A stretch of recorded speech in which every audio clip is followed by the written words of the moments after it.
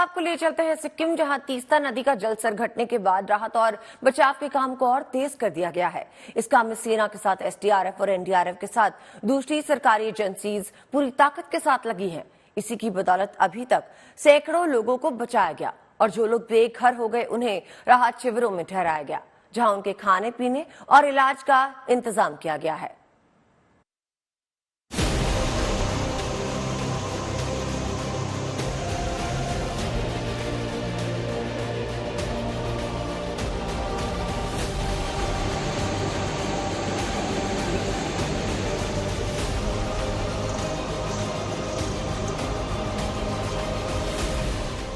उत्तरी सिक्किम में बादल फटने से हुई भीषण तबाही के निशान जगह जगह बिखरे पड़े हैं। इस तबाही की गवाही मलबे में जमींदोज हो चुके मकान और कबाड़ में तब्दील हो चुकी ये भारी भरकम गाड़ियां दे रही हैं।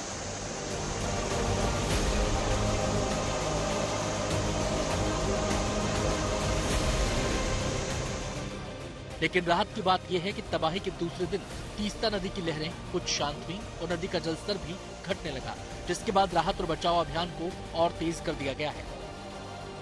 आप लोग नदी से दूरी बना के रखिए। अभी पानी का लेवल घट रहा है, कहीं भी कटाव हो सकता है, आप कहीं भी फंस सकते हैं, इसलिए अपने जान को मुसीबत में मत डालिए और नदी से दूरी बना के रखिए।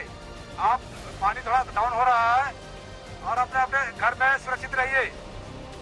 जगह जगह फंसे लोगों को निकालने के लिए सेना के साथ एनडीआरएफ और एसडीआरएफ की टीमों को लगाया गया है। उत्तरी सिक्किम के ऐसे ही एक इलाके में जब गुड न्यूज टुडे की टीम पहुंची तो वहां एनडीआरएफ के कुछ जवान अपनी जान पर खेलकर 2 महिलाओं को बचाते हुए दिखाई दिए।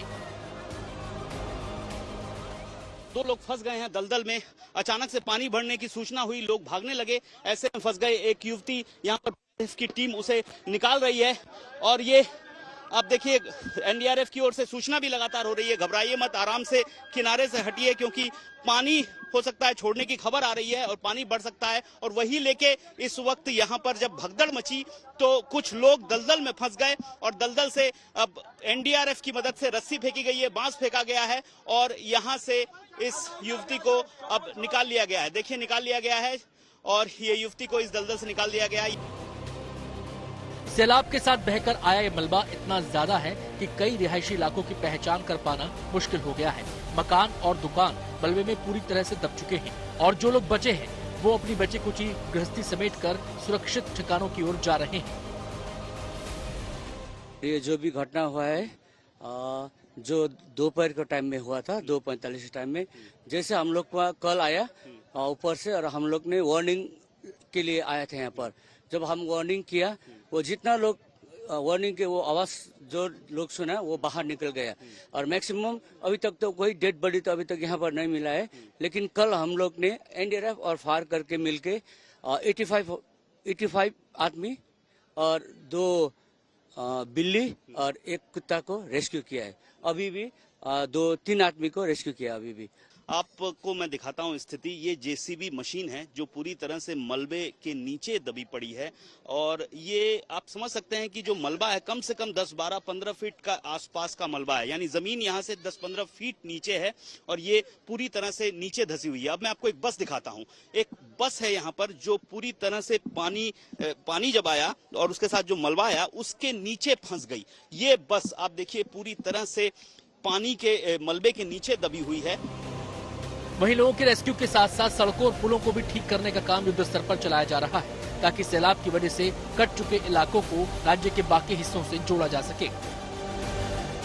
सिक्किम के सिंगथाम का ये 19 माइल का रास्ता है और यहाँ पे देखिए ये पूरा रास्ता एक तरह से सैलाब ने अब पूरा लील लिया और फिलहाल कल से ही यहाँ पर काम शुरू हुआ है, लेकिन ये पूरा रास्ता बनने में काफी समय लगेगा। ये मुख्य सड़क है जो गैंगटॉक को जोड़ती है सिंगथाम होते हुए, लेकिन यहाँ पर ही रास्ता टूट गया है तो यहाँ से अब गैंगटॉक जाने का जो रास्ता है पूरी तरह से ही कल से बंद है। फिलहाल जेसीबी मशीन की मदद से इस रास्ते को ठीक किया जा रहा है और ऐसा ही एक पुल आप देख पा रहे हैं यहाँ पर सिंगथाम के 19 माइल पे। ये अंडर कंस्ट्रक्शन निर्माणाधीन ब्रिज था लेकिन लगभग पूरा हो गया था, लेकिन ये जो सैलाब आया इसकी जो लहरें थी लगभग 20 फीट ऊपर उठी और इतनी पावरफुल थी कि इस ब्रिज को तबाह कर दिया, बीच से पूरा तोड़ दिया और उसका टूटा हुआ हिस्सा नदी के बीचों बीच गिरा हुआ है, वो आप देख सकते हैं।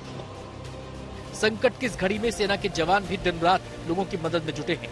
बताया जा रहा है कि सेना अब तक 250 लोगों को बचा चुकी है, जिनके रहने, खाने पीने और इलाज का इंतजाम भी सेना ने किया है। साथ ही साथ सेना अपने लापता 22 जवानों की तलाश में भी कोई कसर नहीं छोड़ रही है। मेरे पीछे देखेंगे आर्मी की कई गाड़ियां वहां पर लगी हुई हैं और रेस्क्यू ऑपरेशन चल रहा है आर्मी का नीचे की तरफ। और जो बात पता चल रही है, नीचे एक गाड़ी भी थी आर्मी की, उसमें ज्यादातर जवान थे, कुछ जवान नीचे थे। अचानक से सैलाब आया और सभी को बहा कर ले गया। वो गाड़ी भी अभी तक नहीं बरामद हो पाई है, मिल पाई है। लगातार यहाँ पर आर्मी की ओर से जो रेस्क्यू ऑपरेशन है वो चलाया जा रहा है, खोजने की कोशिश की जा रही है। हालांकि अभी तक कोई सफलता नहीं मिली है और आर्मी की ओर से पूरी कोशिश हो रही है कि ये जो सैलाब आया, जो 23 आर्मी के जवान लापता हुए, उनको किसी तरह ढूंढ निकाला जाए। बताया जा रहा है कि उत्तरी सिक्किम में अभी पूरी तरह से हालात सामान्य होने में थोड़ा वक्त लगेगा। ऐसे में सरकार और प्रशासन की कोशिश यही है कि प्रभावितों की ज्यादा से ज्यादा मदद की जाए, ताकि संकट की इस घड़ी में लोगों की तकलीफ को कुछ कम किया जा सके। Anupam Mishra, good news today.